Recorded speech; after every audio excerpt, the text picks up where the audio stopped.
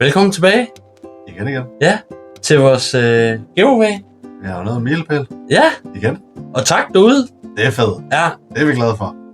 det skal I have stor tak for. Ja, det er sgu... det er stærkt. Ja. Alt, der støtter. Det må man sige. Det kræver også lidt blod, sved og tårer at sidde Ja, det gør det. og rip packs på Det den gør måde. det. Især på Smash. Ej, det er gået okay. Ja, Det er gået altså, okay, faktisk. på det sidste, Ja, så... på det sidste. Det har ventet lidt, Ja. kan man sige. Det vil jeg også se. Det var tiltrængt. Ja. Det var virkelig tiltrængt. Jeg håber jo, følger med godt derude jo. Så jeg ser udviklingen af det. Men vi har jo... Dagens giveaway. ja, der består af... Det var fordi, vi har nået 200 pladser op, skal Ja. det siges. det er rigtigt, det glemte jeg lige at sige. Så endelig bliver ved med at trykke på knapperne og noget. Ja. Så kommer der flere giveaways i fremtiden. Det her Altså, jo flere subscriber vi får, jo mere giveaway bliver der. Jeg har ikke lige aftalt det helt med Lars Stein nu, men det gør der. Det gør der. Det er med hvilket omfang. Ja, Det vil jeg overhovedet. Ej, det bliver bedre. ja det gør det. Jo flere subscriber, Præcis. jo mere giveaway. Ja. Også flere giveaways film. Også det. Jeg har ikke helt lige snakket med ham om det endnu, men jeg er lidt håbet på, når vi kommer op på 300, der måske også bliver lidt et eller andet. Men Det ved man aldrig. det hjælper os derude og se endelig videre til andre. Tryk på knappen dernede, så finder vi ud af det. Præcis. Men vi starter ud med at lige have 2 Fantasmo Flames Yes. til giveawayen. Og så har vi noget 2 Mega Evolutions, Yes. som er en Lucario i guld, man kan fange her i. Ja. Og så har vi jo fået noget af bunkeren også. Det var det herovre. Det er en kinesisk. Ja, En kinesisk Umbreon VMAX. og det var ikke kabas, men kinesisk. Skud ud til bunkeren. Til bunkeren, ja. Det er jo faktisk en fed film, Ja. vi fik lavet med dem. Den kan I lige se her. Ja. Eller der. Ja. Det er der, jeg Og de har delt med styr på deres spil. Ja, det må man sige. Der fik vi noget af en lektion i, hvad de forskellige kort kunne. Ja. Der blev vi klogere. Ja, vi må også snart ned og besøge dem. Ja, det er for dårligt, vi kan noget af det. Ja, det er det. Vi har været i en del butikker indtil videre, men Det er ikke nemt at nå det hele. nej. Og så har vi til det, der hed Pokeplay en gang, Ja. som Den hed hedder Ribbon Play. Ribbon Play, som vi har fået tildelt 3 Jumbo-kort. Yes. Som vi også kunne få lov at dele ud. Ja, som vi også... Så skud ud til Nicky fra Ribbon Play også. Ja. Og han kommer jo snart til... Vi ses i Viborg inden længe. Yes, det gør vi. Han kommer til vores fødeby. Yes. Og der er vi jo nødt til at ned og støtte ham lidt. Vores hjemstavn. Ja, lige nøjagtigt. Så Der skal vi ned og støtte ham lidt. Igen. Der kan I hvert fald finde os også. Det kan vi. Eller, det kan I, ved det. Vi kan også finde hinanden. Ja. Jeg håber, det lidt. Det vil jeg da også håbe. Ja. Jamen, Stærkt. Lille disclaimer. nej. Giveawayen bliver som sidste gang. Yes. Så altså... Vi har... Var det ikke 14 dage, vi giver? Jo, fordi jeg skal også ud og rejse. Jo. Ja, det Jeg er skal rigtigt. på Pokémon-jagt i udlandet. Jo. Ja, det er rigtigt. Onkel Puk, han skal til... Jeg var lige ved at sige, det må I dem der se. Ja. Okay. Måske er der lagt et bib ind her. Ja. Det ved vi ikke. Onkel men, Puk, han skal ud og fange Pokémoner ud i den store verden. Det skal jeg. Og det er ikke det eneste sted, jeg har lagt i støbeskeen indtil videre. Nej. Og den må være en disclaimer så. Ja. Jeg har lidt i planerne om, at jeg skal til et stort kartshow. Nå ja. Ja, Den er ja. der også. Ja, den ved Den du. er jeg faktisk ikke med. Ja, Det er rigtigt. der vil Alstarn ikke med ud at lege. Det vil han ikke helt. Jeg kan ikke, Nej, ikke den dag. desværre. Men vi skal jo til kartshow i København jo. Ja, Og fange lige om lidt. Pokémoner. Lige om lidt faktisk. Så der kan I også finde os. Ja. Det, Til Copenhagen Game. og vi har jo Onkel Pok-tøjerne på jo. Vi er til at finde. Ja. Jeg tror kun der er... Vi får jo Mike og Sean med. Ja. Vores special Det gør guest. Ja. Der Ja, kommer, det er skide godt. som snart ikke er special mere, agtigt. Nej. De har været med et par gange. Han fast inventar efterhånden. Ja, det kan man sige. Det kan man sige. Ja. Jamen, Men apropos disclaimer, det var den, vi kom fra. godt så. Fra den her video kom op, har I 14 dage til at smide en kommentar på den her video.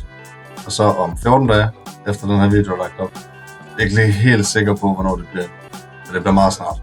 Så 14 dage efter den her video er lagt op, det kommer også til at stå nede i beskrivelsen. Ja. Der skal I smide en kommentar og et like på den her video, og selvfølgelig være subscriber på kanalen. Og så om 14 dage kommer vi til at udtrække en tilfældig kommentar på den her video. Og... Jeg er forvirret lige nu. Ja, men det er jo fordi, det der er alfa omega, det er, de her 4 pakker kommer vi til at åbne en video. Yes. Det er til rigtigt. vinderen. Til og så vinderen. sender vi indholdet efterfølgende. Ja. Og det er på vores regning. Ja, selvfølgelig. Og I skal helst bo i Danmark. Ja. Men alt det kommer til at stå nede i beskrivelsen. Ja. Men det var med at få lige at få den der med, at I har 14 dage til at deltage nogle kommentarer. Og derefter kommer vi til at åbne pakkerne i en video, og så sende til vinderen. Yes. Yes. Kort og godt. Ja. Det kunne jeg forstå, Onkel Poker. Godt. Ja. Så var vi på os med. Ja. Så er han ovenpå igen. Ja. Er det ikke det? Jo, Resten kommer til at stå i beskrivelsen. det gør det. Så tjek det. Og så...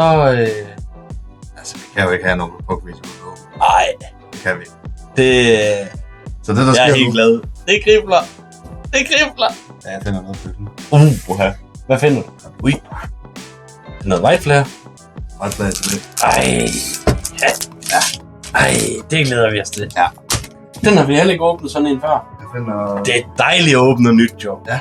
Det er faktisk første gang, vi skal i gang i sådan en. Ja. Hvad hedder han?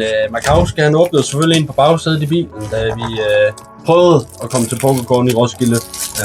Men Ja, det lykkedes ikke. nej, der var udsolgt lige da vi kom over. Altså Onkel Poke, han første gang. En dyr lærestreg. Ja. Det kostede en tur til Roskilde, uden at komme ind. Men altså. Ja. Men det har han lært af. Ja. Han har bestilt til Copenhagen Gaming Week den her gang. Jeg har tvunget ham bare roligt. Yes. Jeg fik den faktisk i julegave, det kan I se i filmen heroppe, så det... Så havde jeg også tvunget til at købe billet på forhånd den her gang. Inden vi tog den i regn og snyd, Ja. det var Amy-stormen, der var der. Ja, det var vanvittigt. Ja, det var lige før broen den lukkede, men vi kører i en tank, så det er godt for mig 2,5 ton. Ja. Men det er de Pokémoner, vi kan fange her i. Ja. Men vi skal om på bagsiden lige for at se. Det er jo, den røde fiktine. Ja. Den hvide version. Jeg tror faktisk helst, vi ville have noget. Ja, ikke også? Jo. Den er altså lidt fed i den er rød. Nå. Jamen, se hvad der foregår her i. Det er jo det gamle Det er fra siden. layout. Oj. Hvor man ikke plejede at hive noget, faktisk. Tror jeg ikke. Nå. Hvad gjorde man så? Jeg mener, man plejede at bare lige at være sådan her. Så vi... Jeg synes, det er hurtigt at tage dem i bunden. Det er det, man kan spille nummer. Det er sådan, det blev nu i hvert fald. Ja, og det her det er bare energikort. Ja, Tænker jeg. det tror jeg. Så lige en gang sleeves til her. Ja. De skal over på sleevehylden. Ej! Får vi også et lille promokort med her. Jeg smider slips over til Sleevehylden. sleeve-helvede. Ja. Vi har måske, eller Onkel Poke har en lille drømme om at gerne vil samle nogle sleeves, sådan bare lige til at have lidt af læk. Han er godt i gang, Kallis. Ja. Det jeg er faktisk fed, den her. Det er en lille troldmand. Ja. Tornados. Tornados. En grøn Tornados. Det er simpelthen en grøn tornados. Jamen hvad, skal vi have åbnet en 6 pakker, 5 pakker, 6 pakker? 6. 6? Ja. Tre. Tre fra til det. 3 fra. Det er til det hemmelige. Det Der snart bliver afsløret. ja. Relativt. Eller hvad er snart? Relativt. Ja, alt er relativt. Det, Ja. Men den kommer over på hylden. Ja. Og hvad er det, vi tør vi at sige, hvor mange forskellige antal pakker vi har herovre? Nej. Der kommer en senere film ud, hvor vi har åbnet stort set det meste af, hvad vi lige havde på hylderne. Til så meget som, at de kan vise punkterne. Kan den lige se? Skal vi lige have den til at ligge herovre? Det kan vise punkterne. Ja. Det var noget Black Bolt, og... Nej, det var også noget Black Bolt. Det er Det er stadig Black Bolt. Det var ikke der. Nej. Den kommer herop, så. Den kommer derop. Men De her bunker er til det nye koncept. ja. Så må jeg jo vente og se. Ja. Og der kommer sådan en behind the scenes film. Som, Ja. Det gør der. Den er in the making. yes. Så det kan jeg glæde til. Jeg var i hvert fald overrasket Ja. over, hvad der var i. Det var jeg også lidt. Det må jeg nok igen. Jamen, Ja, vi skal til vi det. skal have til at åbne. Det kribler. Det kribler. Vi skal fange en rød ved kvinden. Ja. Eller en hvid Reshiram. Reshiram. Det er en cute. Oshawott. What? Det var en. Det er en Wombat. Den har jeg ikke set før, tror Det jeg. er det heller ikke. Og den har lige et hjerte, lige som næsk. Den kan ikke se noget. Den sender selvfølgelig også... Smoobat. Det er så opgradering til den. opgradering. Det er opgradering, ja. Og en Pokéball. Jens Charm. Pokéball, ja. Ja. Ui. En fuld art, dog. I første pakke slår du den. Og en Tornado, står. Det var pokkers. Det var rart. At jeg lige starter godt ud. Det ved jeg ikke helt, om jeg synes, det var. Det synes jeg. Onkel Poke synes, det var rart. Ja, jeg må se, hvad jeg kan gøre dårligt. Rådet ikke til, for selvfølgelig gør udslaget, kan man sige. Ja, ja. Jeg tror også, der er nogle andre, der kan. Det er selvfølgelig en guldstjerne. Ja, det må være en illustration rare, tror jeg det var. Ja. Det er utroligt, vi ikke stadig kan huske det efter det. Men Jeg tror, jeg har. ja. Jeg tør ikke at blande mig i. Det kan jeg lige så godt sige. Det er en swan. Ej, Det er simpelthen en swan. det er den danske nationalfugl, ja. En Potigon, tror jeg. Okay. Den har jeg aldrig set før. Nej, det ser lidt specielt ud. Den Det er vil jeg godt gøre. Det var fandme mærkeligt. En reverse Frillish. Og en reverse Swaddloo. Og en EX. Nå, Ikke dårligt, ikke så. Ja. Men åbner du en mere? du må jo få det første point. Ja, tak.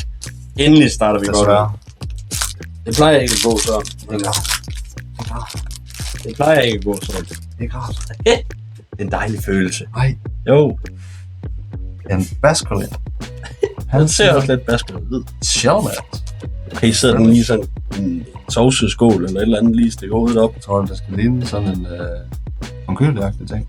Eller sneglehus eller et eller andet. Det kunne godt være. Tror jeg. Det ligner lige sådan en sovseskål. Det kunne det også være lidt. Nej, er der en Pokémon? Den står lige tit ud. Den står tit ud. Den er klar til at spise. Eller så er det omvendt. Det er ikke. En Tool Scrabble. Swanner igen. Gigalith. En Pokeball. Blitz. Og en Grand Reverse. Og en Chandelure. Okay, jamen du har ret. Du har ret. Ja. Ja. Det kan I se i en film. Hvorfor? Noget nyt. Nej. Ja, det er en træt af, at han skal have ret. Det kan jeg Nå. godt forstå.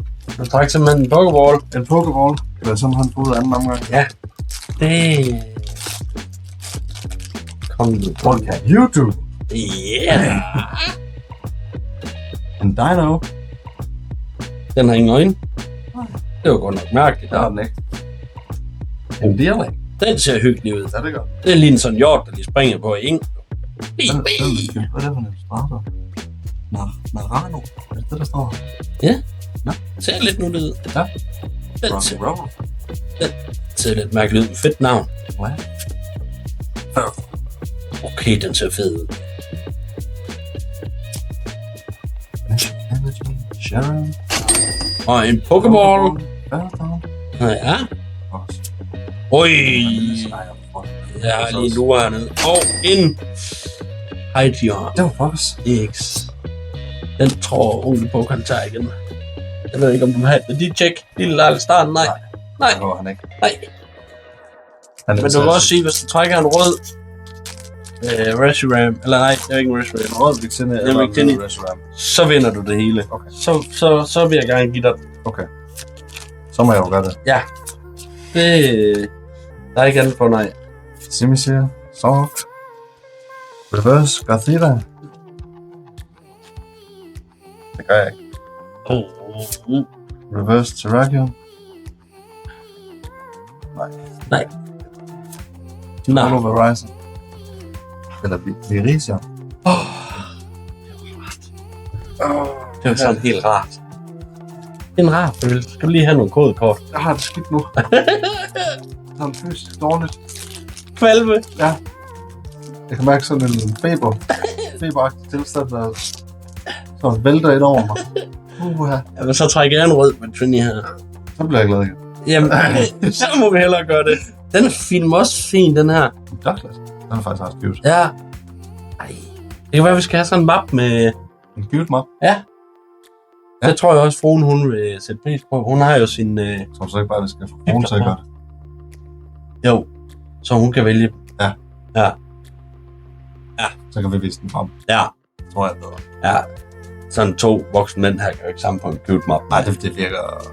Altså, Det virker malplaceret. Helt klart. Men jeg siger, det er konen så. Nej. Jo, jeg siger, det er fruen. Nå, ja. Så hvis jeg render rundt på sådan en blå cute map, så er det... Det er lidt ligesom den der spiller 500 på camping. Du skal ikke se, vi spiller 500. Jeg har da et helt bord 500. Vi er i hvert fald ikke. Hvor godt. En pig night. Ja. Det var godt. Rubbish. En kaffe. Det var ikke... vi fik den fuld art. Jeg må Og et par pokeballs. Jeg må jo erkende mit nederlag. Det var rart. Det er ikke meget for det. Det er dejligt en gang imellem. Det går den endelig, kan jeg. Jamen, jeg ved ikke engang, hvordan jeg skal juble, om jeg skal op og hoppe lidt, eller hvad jeg skal. Det brænder helt indvendigt. Det går ondt. Det er den der forkølelse, der kommer. Ja. En snue. Jeg har også lidt ondt i ryggen, efter jeg skulle... man kan også op og hænge i går i Counter-Strike. Nej, var I inde og spille det i går? Ja, der er stadig lidt ondt i ryggen efter. Nå, vandt det? Den ene. Nå. Den første, der kunne jeg sgu ikke. Der kunne du ikke løfte. Der var rygsækken ikke stor nok. Men han er fandme også lidt længe siden, han spillede. Der var spillede. ikke kun Makowski, jeg skulle have rygsækken der. Det var fandme hele holdet. Nå. Han var hård. Ja. Nummer 2, der var det ikke så slemt igen. Altså, du skal til at øve lidt Fortnite, så vi kan vinde dernede i turneringen. Ja. Jeg er blevet for gammel. Ja, men det er rigtigt. Counter-Strike. Det var, at vi skal have fruen med dernede, så spille lidt Fortnite. Hun spiller. Jeg regner med, at jeg skal smadre nogle nørder til Copenhagen Game. Counter-Strike. Ja. Men er der det? Jeg håber, der er et eller andet sted, hvor jeg kan gå op og lige skyde dem i hovedet alle sammen, og så gå ud og bare drop the mic. Ja, det kunne være fedt. Pokémon, jeg er første grad. Ja, drop the mic. Ja, det kunne være fedt. Det tænker jeg da. Det kunne være griner. Jeg har et lille håb om. Ja, men jeg skal nok være der. Ja. Jeg skal nok stå og hæppe. La star, og så stå pege på trøjen derom. Ja, der sidder en anden professionel, der kan gå op og kan skyde mig i hovedet 20 gange, og så kan jeg drop the mic og gå. Ja. Med hatten mellem benene. Jeg siger, det var ikke den her gang. Nej. Nå. Vi vil vist takke af herfra. Det må vi allerede. Ja. Få samlet lidt på alle vores kort. Husk at like, subscribe, smid en kommentar. Og det er jo giveawayen, den her. Ja. Og det... Og så lige skriv i eventuelt kommentaren, hvad I helst vil trække i, eller mangler I jeres master-set i Phantasmo Flames, eller bare set, eller hvad det er, og i Mega Evolution. Vil I helst trække en Gardevoir, er det ikke det, den hedder? Jo. Eller en Lucario i guld i de her to. Det er en af de to. Skriv en kommentar, så er I med, og like og subscribe. Det gør vi. Tak for det. Hej!